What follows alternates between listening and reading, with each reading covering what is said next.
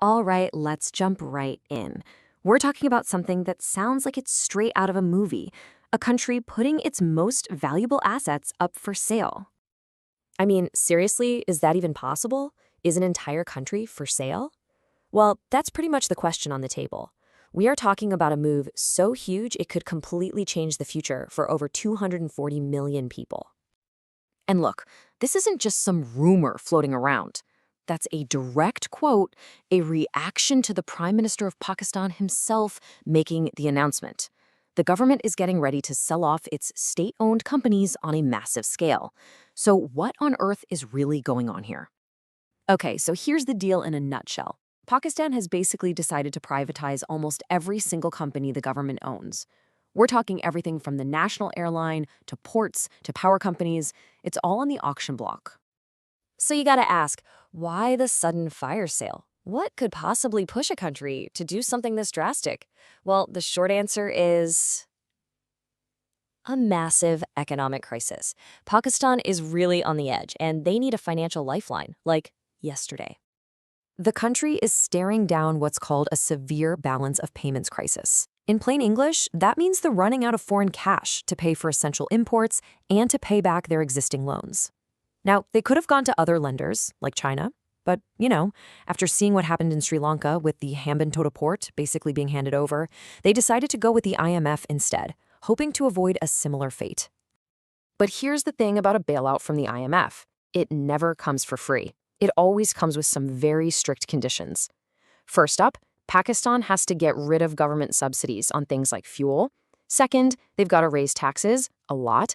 And third, the really big one, sell off all those state-owned companies. And let's be super clear about what privatization really means here. It's about moving these big government companies into private hands. But as you're about to see, the real question, the absolutely crucial question, is whose private hands they end up in.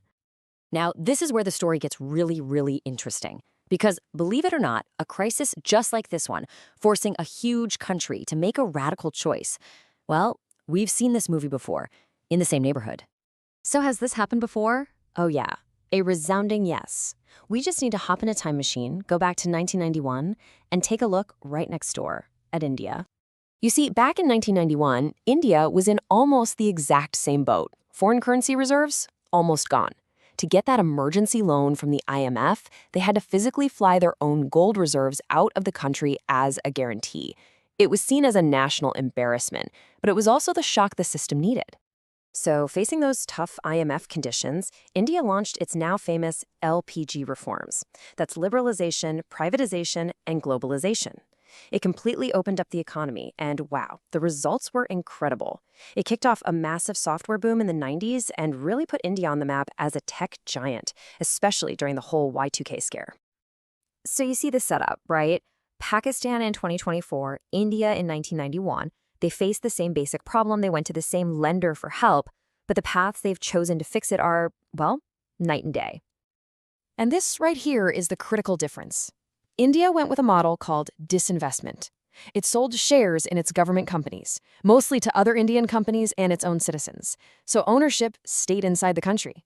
Sure, they invited foreign money, but into their private companies. Pakistan is doing something completely different. It's selling its companies, lock, stock, and barrel, directly to other countries, especially the wealthy Gulf states. The scale of this plan is just staggering.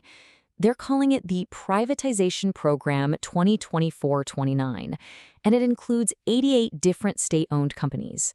First up on the list is the national airline, Pakistan International Airlines, which is drowning in debt. And right after that, key infrastructure like airports and seaports. And if you want to understand just how fast this is happening, look no further than Karachi Port. The rights to operate one of the busiest ports in all of South Asia were sold to the UAE in, get this, 4 days. I mean, think about that. 4 days. That's not a negotiation, that's a clearance sale. And if this whole thing wasn't surreal enough, the government announced that in the name of transparency, the bidding for these national treasures is going to be broadcast live on television.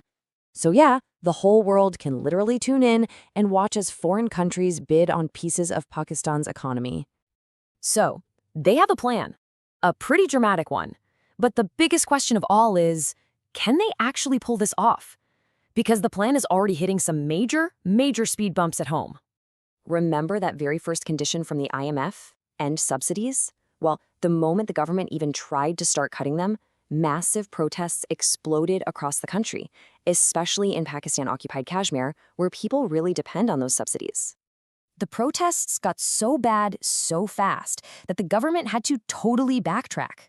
They announced a relief package of 2,300 crore Pakistani rupees just to bring the subsidies back. This move goes directly against the IMF's #1 rule, and the reforms have barely even started. And you can see the problem here, right? This immediately puts the entire plan in jeopardy. If the government can't even handle step 1 without caving to public pressure, how are they going to manage the huge political fallout from selling off national companies?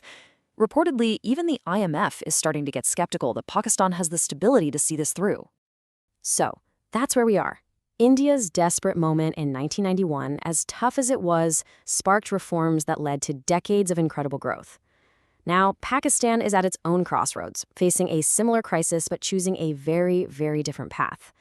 The question that hangs in the air is, what will this great sell-off spark for its future? We're all just going to have to watch and see.